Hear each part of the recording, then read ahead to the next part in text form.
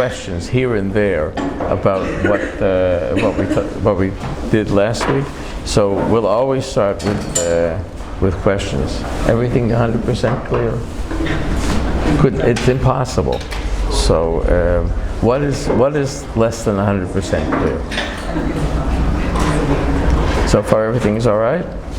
So we're talking about something that is somewhat complex. This is the maximum of the complexity. The mother and the baby looks a lot less complex.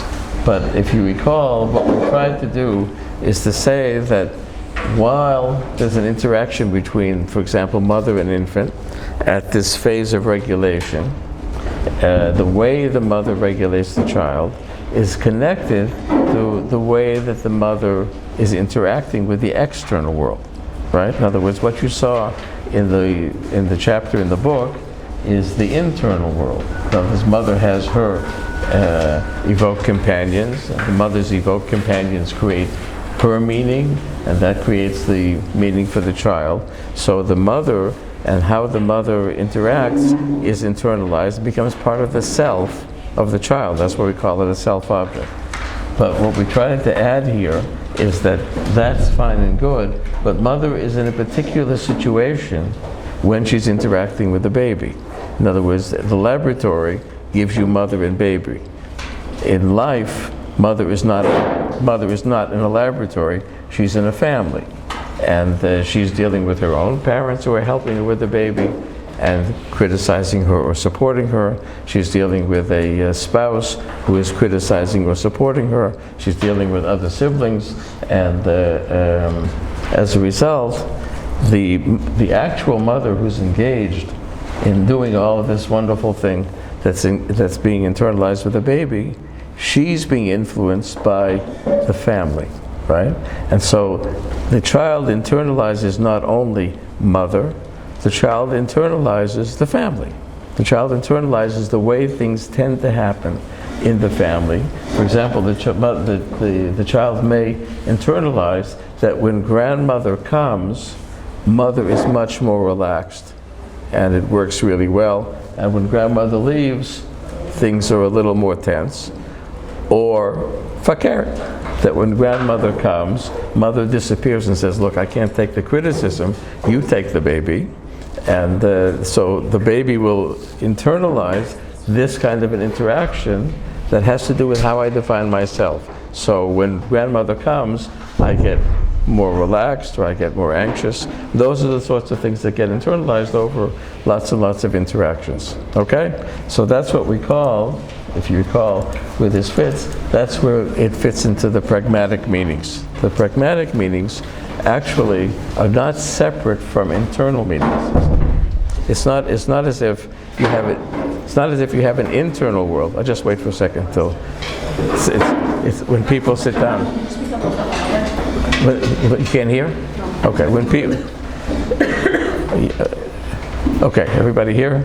10. Everybody's here on the left side. Okay. I'll try to talk a little louder. It's commonly you would think that the mother has her own inner world, and the child has this inner world with the mother, and the family is a separate matter, right? That the pragmatic meanings are separate from the internal meanings, and the pragmatic meanings are things that happen right now. But what we're trying to look at in this interaction is that the pragmatic meanings also become internalized. The pragmatic meanings are not just a matter of what's happening now, but what kept happening. For example, the simplest one is a relationship between mother and father.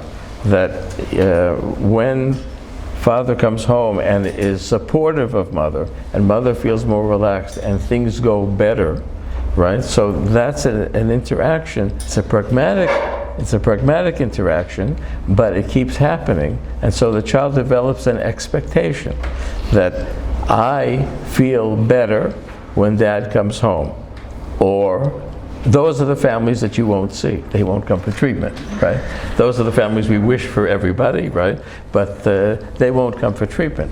But if every time dad comes home, mom gets tense and feels depressed because he's critical and demanding and not understanding what she's doing, then the baby will have a certain expectation that parents, when they're together, it's a bad idea. But it's not a bad idea for them. It doesn't feel right to me. There's something in the self-object that doesn't feel right. And so the presence of both parents becomes aversive, and it becomes internalized. It happens over and over again. The child develops expectations that things are aversive. And so, for example, every time that mom and dad sit down at the table, the child may have an asthma attack so that they don't fight. Right? So that's something that the child is used to, the idea that they create tension. It feels not right to me. The child is not saying, I think they're going to fight, so then I'm going to, because the I is connected to it. I feel bad when I see them together, right? And then that's a pragmatic meaning. It's also internalized. Yeah. So the child's expecting. Sorry? The child is expecting to feel bad, or expecting this asthma attack to come? Right. In other words, that's what's called expectation. What? That's the expectation? Yeah. In other words, if it keeps happening, the child develops an expectation, but it's an expectation that's experienced as a change in how I feel. You know, it's not as if the child is saying, oh, these guys don't get along, I'm going to do something. Nobody does that. But it happens, it looks that way. And the way it happens and looks that way is because children develop expectations for things that keep happening. So one of my favorite mentors was Professor Solnit at Yale, a famous child psychiatrist who once said, you know, when you're parenting, it's worth keeping in mind that you're creating your child's memories. In other words, your child's memories of his childhood are being created now. What kind of memories do you want him to have? So this is sort of, you know, you're creating the memories that create the expectations, and those expectations are felt inside, not just what's going to happen outside, how I feel in myself, okay? So far, so good. Did you have a question, Debbie? Or we answered it? I think you answered that. Okay. When does that stop? When does the child develop all his generalizations? Is there a time that... Right. You see, that's, your name is? Sarah. Sarah. Sarah asked an important question, which is time. We're about to go from this to the next step, but if you say, well, these expectations, don't they change over time? Like you're not always a baby, and maybe there's another baby, and maybe you're 12, and maybe you're 15, and how do these expectations change? We'll be dealing with that for the rest of the year, because in the healthy situation, expectations do indeed change. But if you say, well, how do expectations change in a family? It's not that the expectation changed, the interaction changes. In other words, since you're always generalizing things, right? So you can take these RIGs and rework them if you start to see other things that happen. And that's what happens in more healthy families, that people feel, you know, I see that the baby looks anxious, maybe we ought to think about, you know, you'll see some clients who will come in and say, we thought that we ought to come as a couple because there's something about how we interact that makes our kids nuts. And rather than drive them nuts and then bring them in for treatment, we think maybe we should do something about ourselves. That's, you'll see some clients like that. Some people can do it themselves. Some of them, you know, the mother of the baby talks to grandma and says, you know, did it ever happen to you that it felt, and so they talk, and the family changes the interaction, and as the interaction changes, so the part that's being internalized starts to change. But you see, that's not that the baby is changing. It's not that the baby is changing the expectation, it's that the expectation is changing because who else has changed? Mom has changed. The parents have changed. In other words, the family reworks its way of doing things, and then you have a different set of My expectations. question is, as the child changes, Right. does their generalized, are they going to still have that child's view of, let's say, the interactions between their parents, or does it change? Because you have people coming in for treatment that, you know, they say that's your inner child, right? What does that mean? Why didn't it change? If it's constantly being recreated every time you have more interactions, then more intellect, it should change. Right. So these are important questions because they're questions the therapists ask. So you're in the right area here. The child grows, and at times you'll find siblings talk to each other and say, "It isn't me and it isn't you, it's them." Anybody have siblings like that? I happen to have had a twin. Twins are great for that. But siblings sometimes say, you know, that's them, so it's not me. So that's helpful. There's maturity, which makes it possible to step away from the self-object and start to figure out who you are, separate from self-objects. There are friends that help to separate from my family and see another family and say, oh, if I lived in this family, I would feel different, and so forth. And then when people come in for therapy, that's what they're doing, right? In other words, they're coming in and they're doing two things. First of all, they're saying, I would like to change how I think about myself in these other interactions. I would like to think about myself. Can you help me to think about myself in a way that isn't so determined by all of the experiences that I've had? That's the first thing they do. And the second thing is the opposite, which is they come in and they create an interaction with us, which is just like the interactions that they're used to, right? That's called transference. So what you have in a setting of an individual therapy is both things happen simultaneously.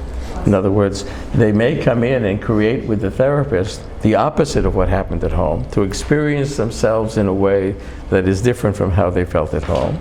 Or they may come in and create, it's not or, it's both, and create the same thing that they used to, and then say, you know, what's that? Why would that be helpful? Why would that be helpful? Because then it's real, and then you can understand it. In other words, there are people who say it's not helpful, and there are people who say that's when it becomes helpful, because in the room something is happening. In other words, instead of thinking about what used to happen, which is out there, something is happening between you and me.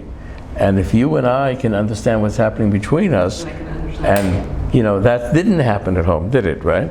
So if it happened at home, we wouldn't be doing it here. Now we're trying to look at an interaction and understand what it means to you. What do you expect? You expect me to forget you between one session and the other, right? A client comes in and says, you're a wonderful therapist for 2 sessions. And in the 3rd session, they say, you don't remember anything I say. That will happen to you, right? Now, it's true that you may have forgotten a few things. We have a visitor? We have a visitor here? There's just like a very big spider. A very big spider. Is it attacking anybody yet? No, it's attacking. So we'll let the spider, you know, oh, it's on the wall? It was. Tough, okay. So we'll have visitors from time to time. I guess it just wants to warm up. It's cold out there. And God only knows what interactions it had with its mother's spider. And if it crawls onto one of your legs, so then you'll find out. In therapy, people will recreate it, and then it becomes real. And then you can say, whoa, look at what's happening. You come in, you want me to listen, but you're absolutely sure, expectations, that you're erased from my mind, that from one session to the other, I haven't thought about you at all. Where might that come from? Is that familiar to you, right? And then you start to do the work, but it's real, it's concrete. That's when it's useful. Does that make sense to you? It doesn't make sense to everybody. It doesn't make sense to people who do treatment that isn't connected to the relationship. But even the people who think you can do treatment not connected to the relationship discovered that their clients didn't think so.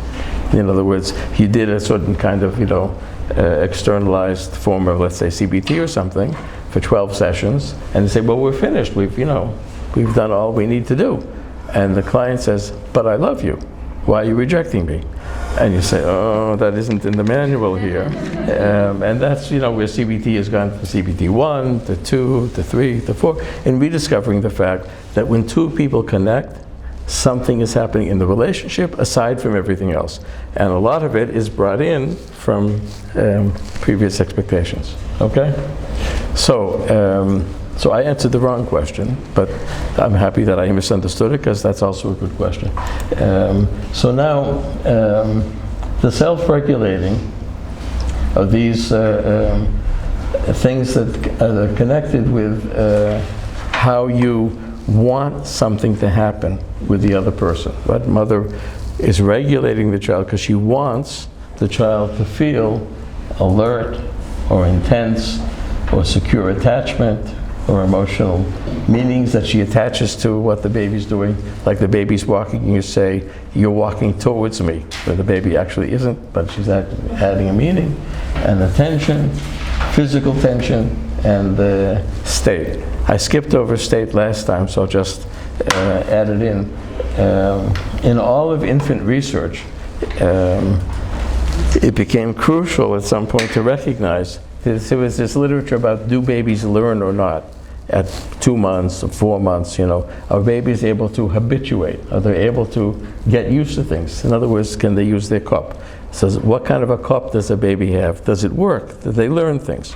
And there was a whole conflicting literature about it until Peter Wolf wrote a very important paper, which you'll see connects to therapy.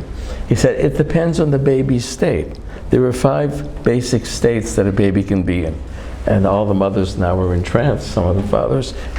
What are the 5 states? A baby can be alert and active, right? Moving around, alert and active. And a baby can be alert and quiet, sort of looking around and not moving their arms and legs.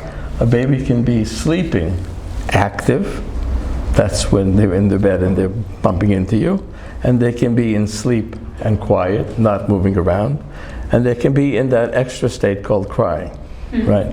Now, in which state would the baby be when you should be testing them to see if they're able to learn? In which state do they learn? Alert, quiet, right? So if a patient, if a baby is in alert and active state, and you do your study to see if the baby is learning, you're going to get one result. And if the baby is in the quiet state, you're going to get a different result. And after this paper came out, there was a reset of all the literature about babies learning, because the ones that weren't controlled for state weren't controlled. In other words, you couldn't tell what the results were. So why is that important? Because when do our clients learn? When do our clients? When do they learn? In other words, when are they open? When are they listening to us? When is They're present. quiet alert, right? In other words, you'll find that your clients are in all, hopefully they're not too much in the sleep part of it, but it could happen. Have anybody have a client fall asleep on them? Hopefully not too many therapists falling asleep on their clients. That also happens. Nothing to freak out about, but worth paying attention to. So when a client is crying, they're not receptive. When they're active and they're not receptive. Those are moments when what we do is more regulation. In other words, we help them to get into the quiet alert state, and that's when we can talk with them. That's when they can mentalize. We'll get to that point later. That's when they can make use of us in a different way. So if you think about therapy, when somebody, and if I see Madame B'Shat Ka'aso, it's a piece of chokhmah that, when somebody is not quiet, they're not receptive. So there's not much you can do to help them to be less angry in the subjective part, but you can regulate. You can help them to regulate. Now, then Just going back to the slide right before that one about just the cycle of basically the parent, the mother, and the child ever affecting each other. I don't know if you said this. we're back to the worst slide in the whole, but you asked for it. Well, I was just going to ask, does this exist at all in the prenatal phase? What? Does this all exist in the prenatal phase? What? Just asking for gratitude. There may be some women who have a particular interest in the last trimester. Learning takes place in the last trimester. Those states, except for crying, are present in the last. Cortisol also, the whole. What? The levels of cortisol. Yeah. Stress, like response is also there. Yeah, babies can get stressed. Babies can learn. Babies can learn to recognize. For example, when you ask yourself, at what age does a baby recognize its mother? That's not my question. Where is that question asked? In Ksubas Nuntet Amud Bet. It's a braita that asks when the babies recognize their mothers. Why do we need to know that? Just for a moment, because if a mother is divorced, then she's not responsible for feeding the baby. The father's responsible for feeding the baby, so he can get the baby a wet nurse or pay her, but he's responsible for feeding. However, if the baby has been nursing until the point where he recognizes ad shemakirota, when he recognizes the mother, then the mother is responsible to continue with the nursing because it could be dangerous to stop it. It's halacha. It's in the Shulchan Aruch. So now the question is, when does that happen? When does it become dangerous for a baby to stop nursing? Which doesn't do with the father's obligation to the baby now. It has to do with the mother's obligation to the baby, not to endanger the baby. So we'll take some guesses. You can guess anything you want because there's a machloket, three-way machloket. 6 months. What's that? 6 months. 6 months.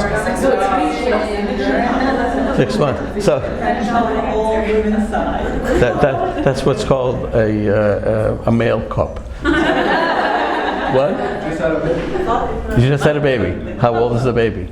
Well, obviously not. 3 what? 3 days. Oh, Mazel Tov. Thank you. Okay, Mazel Tov. You're going to wait 6 months? Wait. There's some good news She here. likes to eat, that's for sure. She likes to eat. So, what? Any other guesses? 1 month. That's Shmuel. 30 days. What? I feel like maybe 1 day. 1 day. 1 day is the way that the Yerushalayim understands Shmuel. Any other guesses? The going statement of Rabbi Yochanan, which halacha should be Rabbi Yochanan, is 3 months, and the other statement is 52 days. So between 30 days, 52 days, and 3 months. Now, how would you check that? And what is the danger? That's also a machloket. Rashi understands the danger to be that the baby will refuse to nurse from somebody else. And so then the baby's going to go hungry. Now, who was it that might have refused to nurse at the age of 3 months? Moshe, right? And so that's the famous story that Miriam was there. Bat Paro took this 3-month-old baby, tried to have it nurse, and Moshe Rabbeinu naturally didn't want to nurse from a non-Jew, but he was capable of knowing it. So he was 3 months old, and so she said, maybe I'll get you somebody he recognizes. And Bat Paro didn't know the braita, so she didn't realize that if he recognized Yocheved, it was his mother, right? See, so that's why you don't teach braita to Egyptian princesses, and things might have gone wrong. Now, what about 30 days? How would you know 30 days, and what would be the danger? So that's a different way of looking at it, which is that the baby, at some point, when he's separated from his mother, will become sad. And when babies become sad, they lose their vitality. That's the Tosfot read at the point there. It's in Italian, so the Italians think about relationships, and the baby will become sad and miss his mother. That's at 30 days. But Shmuel, who said 30 days, it turns out he didn't mean 30 days. He meant anything up to 30 days. It could be even earlier. And how would you know? How would you know that a baby recognizes its mother? So according to Rashi, just see if he'll nurse from somebody else. That's pretty easy. But that isn't what the case that we have in Bavel, where a divorced woman wanted to stop nursing. So she comes to Shmuel and says, I want to stop nursing. He says, oh, well, let's have a look here. So he lines up a bunch of women and he puts the baby, not to nurse, he puts the baby in different women's arms, and the baby made different eye contact with the mother than with the other women, right? In other words, when he saw his mother's face, he started to gaze in a different way. Maybe he started to smile. And the mother tried to avert eye contact because she had read Terry Brazelton and knows that drives babies crazy. And so she tried to avert eye contact, and Shmuel said, that's the end of that. You see that he recognizes you. It's the minimum recognition, which is a different kind of eye contact, and so you have to nurse the baby. So since there's a machloket about what the halacha is here, because we would hold by Rabbi Yochanan, but there's a maaseh rav of what Shmuel did, so the Shulchan Aruch sort of makes a combination there. But what's interesting is that in modern research, we would come up with the exact same results. In other words, the 3 months is the outer limit. Before there was infant interaction research, 3 months was the usual limit. And why was that? Because at 3 months, a baby is able to suppress its smile to someone other than mother, right? In other words, that's when grandma gets disappointed. If she hasn't been around too much and the baby's smiling at mom, so, oh, give me the baby, and the baby. And so that's a sign that the baby recognizes the mother. But there are more subtle signs. It depends how you look at the sign. Now, sooner or later I'll remember why I'm telling you this. But you see... Prenatal. What's that? Oh, prenatal. So thank you very much. So that, it goes back pretty far. But babies have been learning... so then the end of the sugya is, what about a blind baby? Because here we have this, eye contact. It's not about nursing, it's a question on Shmuel, and it's a question on Shmuel of Rav Ashi, so that puts him pretty late, so that would be a reason to hold like Shmuel. So he said, what about a blind baby? And the answer is, the baby knows the smell and the voice. Oh, now how does the baby know the voice? So it turns out that in the 3rd month, in the 3rd trimester, babies recognize voices. And so when you talk to your baby, you're making it easier for the baby to recognize you, because when the baby sees the face, which he hasn't seen before, and hears a voice that he has heard before, and maybe sort of, whatever kinds of noises you make with a baby, so that enhances, because it's kinesthetic, you have hearing and visual, it makes the recognition more robust. And so that's a way of encouraging fathers to talk to their babies if you want the baby to recognize you sooner. Mothers do it anyway. So prenatal is beginning of habituation and recognition. How do we know recognition? I told you last time. The pulse goes down. Right? In other words, a baby who's used to hearing music, certain music, is, the men who wish that they were mothers and play with babies all day, so they introduce the baby to some artificial music of some sort, and then when the baby is born, they have the baby hear this music which they heard prenatally, and they recognize it. So there's no question that some of it's going on beforehand. How much of it is related to the family and this and that, and we don't know. No one's ever studied that. So now we're at this point, right? And we've said that this is what's called self-object regulation, the kind of thing that when a client comes in and is uncomfortable, probably you will not ask them why they're uncomfortable. Probably you will ask them, what would make you more comfortable? Is the heat okay? Is the sound okay? Is the light okay? The physical world. How can this room make you more comfortable? Now, your client may say to you, thanks for asking, I'm fine. But you've already regulated, because you've paid attention to the need for regulation, and you paid attention to the self-object regulation that goes on. Another client may say, leave me alone.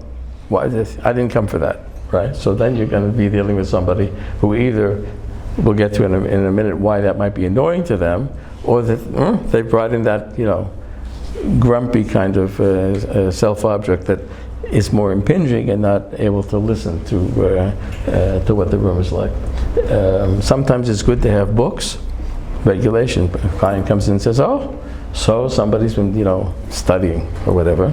And here and there, people come to my office, see the books and say, are you going to listen to me or are you going to stoop me into one of your books?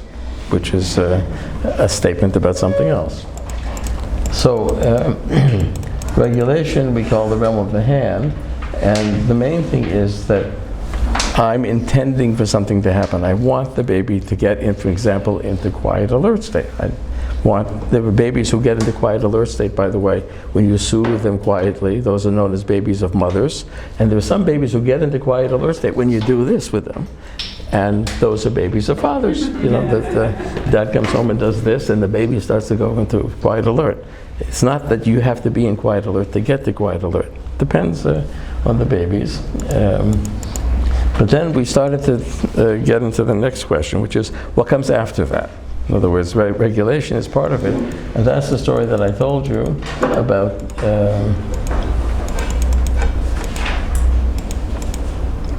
the baby who climbs up on the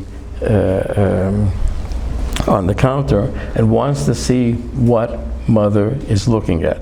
Instead of playing with the ball, which the finger can point to, the baby wants to see what mother is.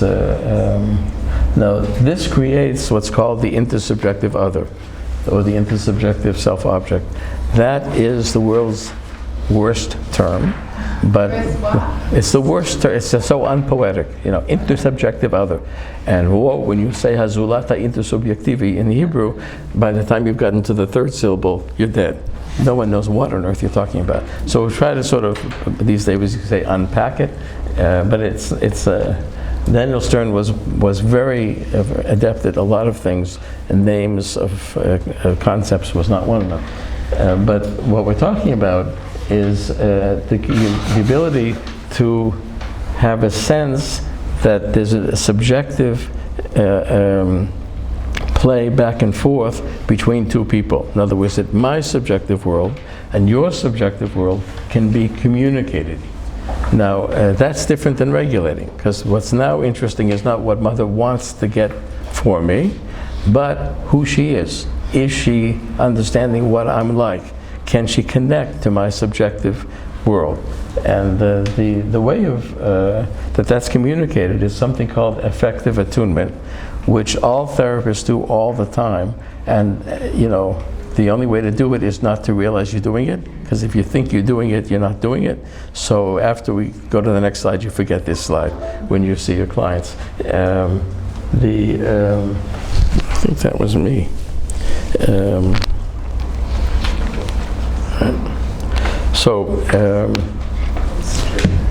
Now a child does this. Sees mother, grandmother, let's say mother, and does something like this. Now this is in the visual and kinesthetic world. It's mainly kinesthetic. It feels like it's doing something with the body, but it has a pattern to it. It has a pattern of time. It has a pattern of intensity. It has a pattern of maybe doing it more than once. And that pattern of what's going on there, the mother, you see, if the mother copies it, right? You just do the same. The child feels regulated, but not understood. Because just by copying, it's not clear that something went through you. You didn't add anything to it. If you added something to it, then it went through you. If you didn't add something to it, just copied it, then maybe you're just, regulating me. So what's the sign that it's gone through you? And the answer is, the sign that something's gone through you is that you've changed something. So lots of times the child does this, and the mother provides the music for it. Ooh! Now, ooh has a certain intensity, a certain time, a certain, right? In other words, it has a pattern to it, which, for example, if the child is doing this and the mother goes, woo! We're not there, right? If the child does this and the mother goes, woo! So then we're there. But if the child does this and the mother or father goes, woo! You see, so we're connecting two different sensory processes. We're dealing with auditory, with kinesthetic and auditory. Now, how would the baby know that woo is connected to this? How does the baby know to connect between kinesthetic, like a dance, and the music? How do we know that? And that's important for us to understand, which is that when we're born, we don't create separations between what are called the sensory modes. In other words, when a baby hears something, he also sees it. When a baby sees something, she also feels it. Those sensory modes are all together. And then they gradually get separated. But we're always capable of sort of a mishmash, or if you think about it, an opera, where all the sensory modes come together. How do we know that? If you take a baby who's never seen a triangle, who's ever seen a triangle, and you take a pacifier with a triangle in it, and you don't show it to the baby, you stick it in his mouth, and the baby gets used to the feel, kinesthetic, of a triangle, and then you show the baby a picture of a triangle, the pulse goes down. The baby has already recognized the triangle, but has never seen a triangle. The recognition is in another sensory mode, and this is what's called amodal perception, that the different perceptive modes are not at the beginning separated. We separate them later. And there's something about connecting them together that allows us to pull ourselves together. That's what's called synesthesia. Synesthesia is when you're having both a dance and the music, and a dance that you feel and watching and the music, and maybe put a little scent into the air, and maybe chew on gum, right? So then you've got all of the sensory modalities together, and that's where things come together. That's where the brain connects in patterns that makes things feel whole. So when mother is doing that with the baby, she's adding a sensory modality which wasn't there. But the baby can recognize it as the same pattern because of the ability to go across modal perception. And as a result, when the baby hears the mother going, woo, that's something that makes the baby more vital. It makes the baby feel that mom, it went through her. See, if you're just copying it, nothing went through her. But if she can make music out of my dance, that's what you do with babies. You make music out of their dance, you make dances out of their music, right?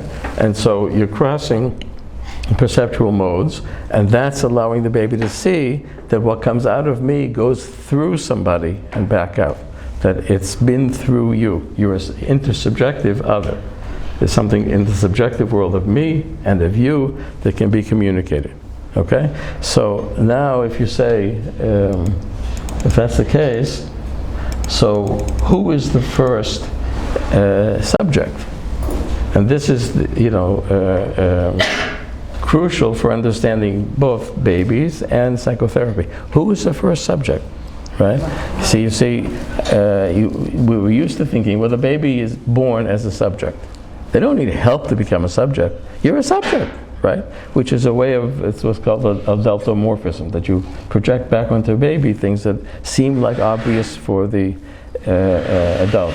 But the more we understand and the more we look at the differences in babies, we see that the first subject is a subject that shares subjectivity with the baby.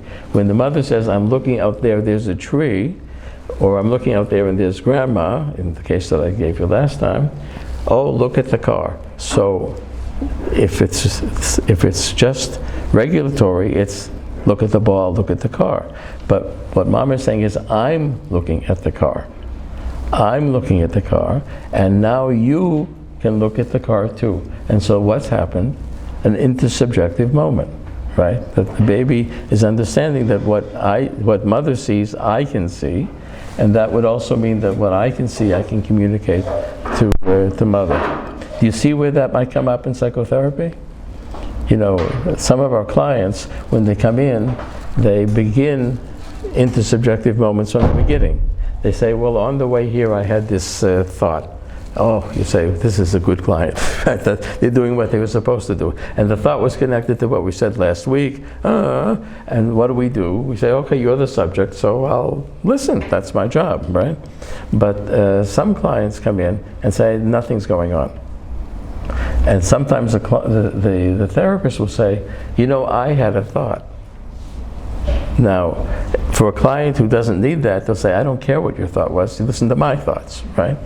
And we probably wouldn't do it. But some clients, when you say, I had a thought, before you say the thought, the client says, I did too. Now I remember, right? So what have you done? You've offered your subjectivity as something that can be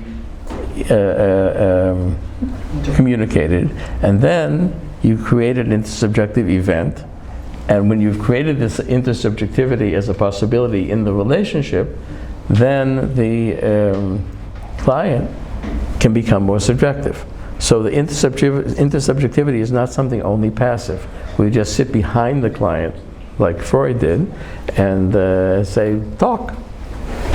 Freud was famous for saying, very few people can do that. They're the ones who interest me, but very few people can do that. Well, all the people come in here, not just the ones that, interested Freud. And so some of them can't do that. So what helps them to do that? One of the things we do is we create intersubjective moments. We say, this is what I was thinking about. And the main thing about the intersubjective is that intersubjective is not talking about the same, it's talking about different, right? In other words, when you say ball, play with the ball, so we're both doing the same thing with the ball, right? Whereas when I say I'm looking at a tree and the baby says bird, so we're seeing different things. That's where we're connecting intersubjectively. We're dealing with differences between people, and we're dealing with curiosity. And the last thing that's important to say is that we're involved in something that the baby can't create and I can't create. We create it together.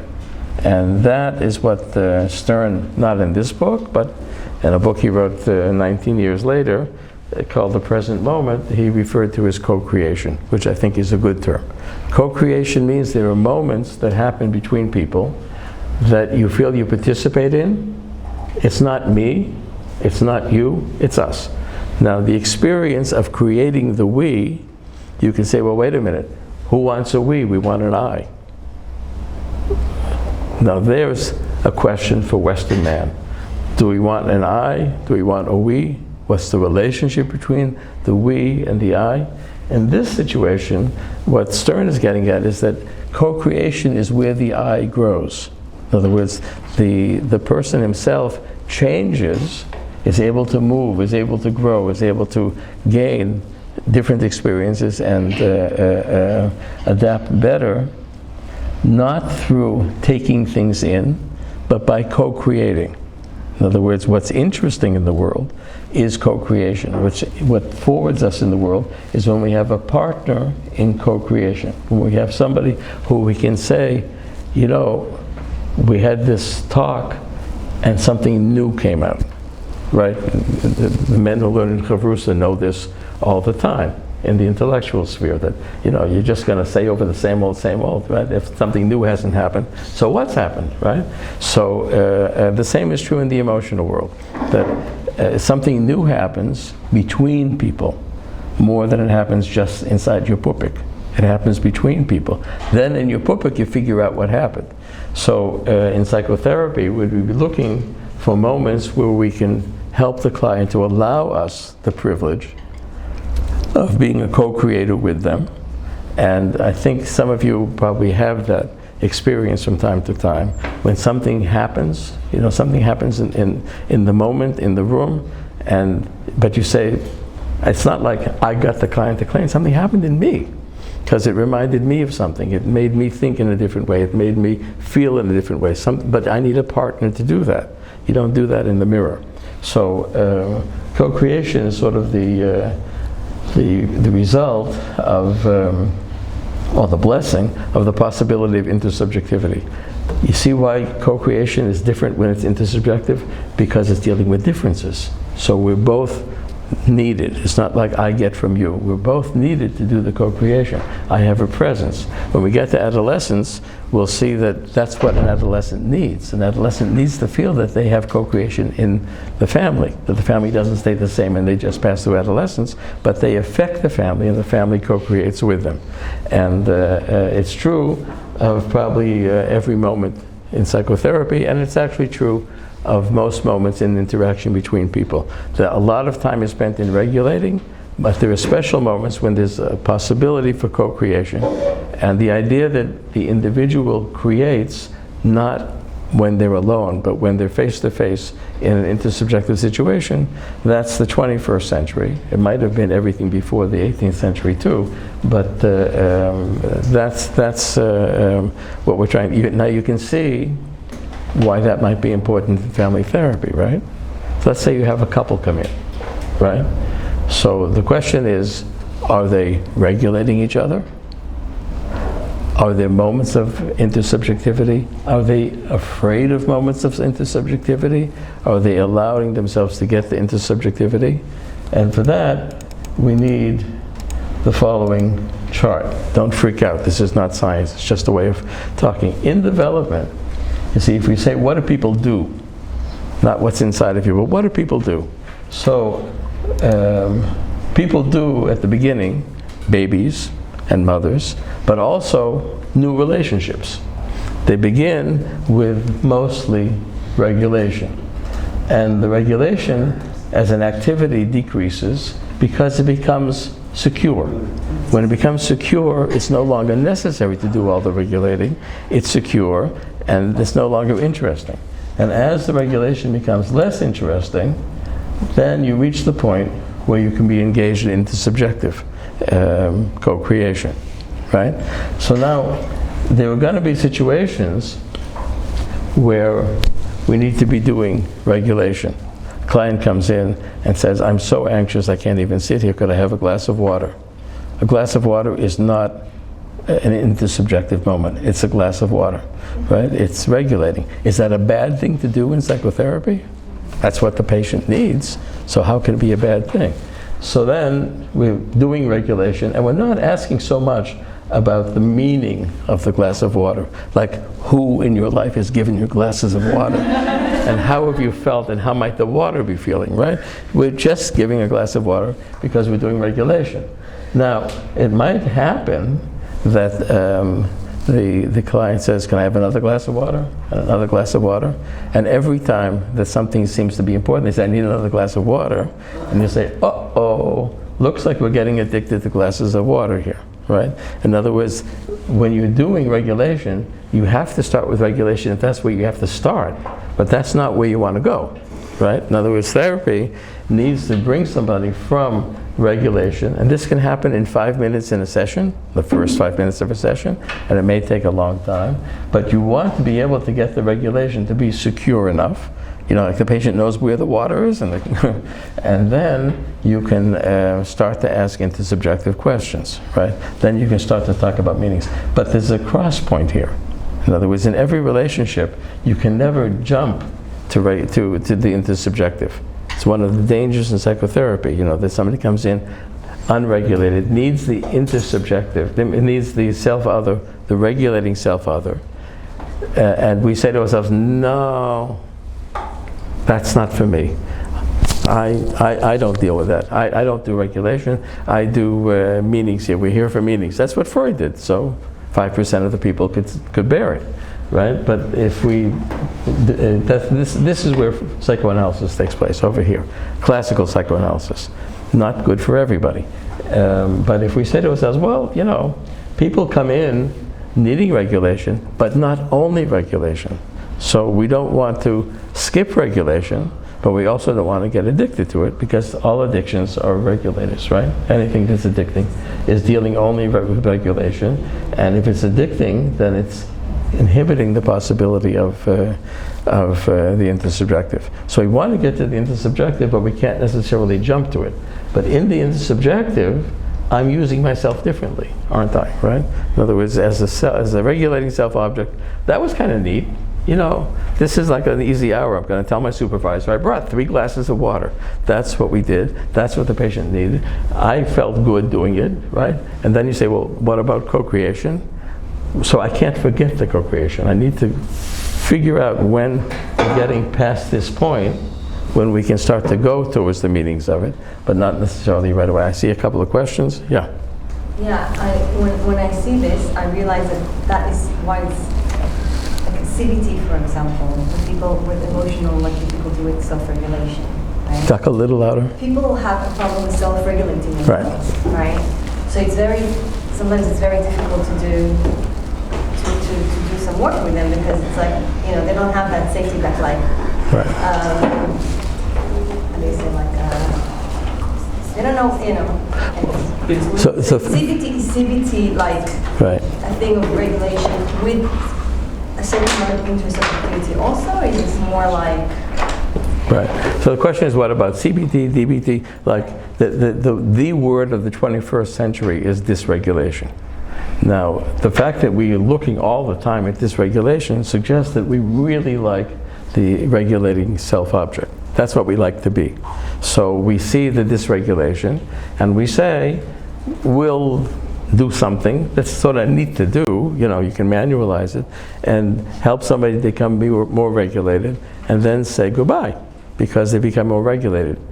You see the limitation of it? Why would we want to just get to this point and then send the person home?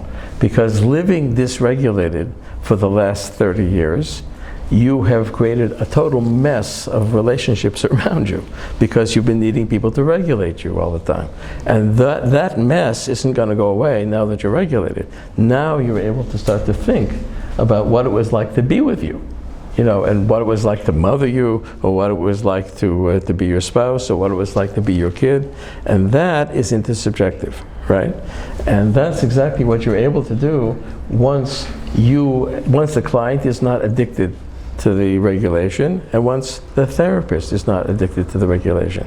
Now, it's addicting. Why is it addicting? Because once you're regulating, you don't want to look for trouble. You say, this person came in a total mess. Now he can sleep. Now he's not anxious. Why am I looking for trouble? And there are times where you'll say, it's not the time to look for trouble. Come back in a couple of years when you live with regulation better, and then we'll talk about the other things. Or you may say, but the last thing you want to do is say, we're done, or you're done, you're cooked. Now that you're regulated, that's not what we do to babies, except for some unfortunate babies where we say, now that you know how to behave, nobody cares what you think, right? But in human relationships, we're looking for the experience of the co-creation, because that's where people grow. And if you get better regulation, but you don't go to co-creation, you're not going to grow. But can you grow without the regulation? What's that? Somebody who is dysregulated. Somebody what? Who is not regulated, who has a problem with regulation. Can he participate in intersubjectivity? Can he do that? Can he co-create? Can he look into himself? Can a person who's not regulated participate in intersubjectivity? So you see that's why we have what's called I forget what it's called, but this form that you're always going back and forth, right? In other words, somebody who's regulated has moments where they're co-creating. If they scare them, they'll go back to regulating. It's a movement between the two forms of interaction between people. It's not like you're just here or you're just there. You're always going back and forth. In other situations, for example, where men and women dance together, so the example is that you start to dance first and make it work, right? You get regulated, then you say, how do you like dancing with me? But if you start with, how do you like dancing with me, you're going to step on each other's toes, right? So there's always that element of regulation which comes before the possibility of intersubjective. And then the danger is to just stay there. The other danger is to jump to co-creation when the person's not regulated. What will it do to them? Make them less regulated. You ask them a question that's not useful for them. They can't co-create, so what do? They feel put down, they feel things that have to do with regulation. Yeah, Yoni. Why are we so quick to medicate? Sorry? Why are we so quick to medicate? Why are we so? Quick to medicate.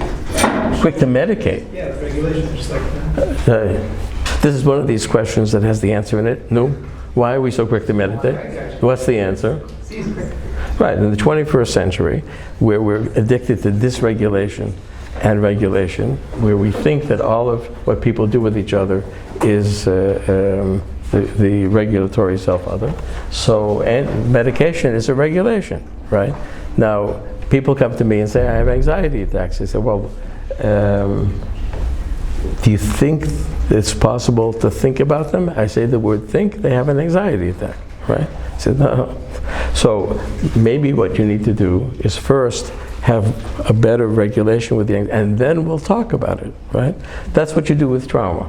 For example, a lot of people with complex trauma, most of the military trauma, people are dysregulated. The soul in post-trauma, it's like you take the spring and you make it tight, and you can't relax. You're always like this. You're always jumpy. You can't afford to think about it. So you say, well, let's go through what happened to you, and they go, ah! We can't do that. So what do? You say, well, there's something that regulates post-trauma. There's only one thing that we know of that really regulates post-trauma, that's medical cannabis. So get yourself regulated, and then we'll talk.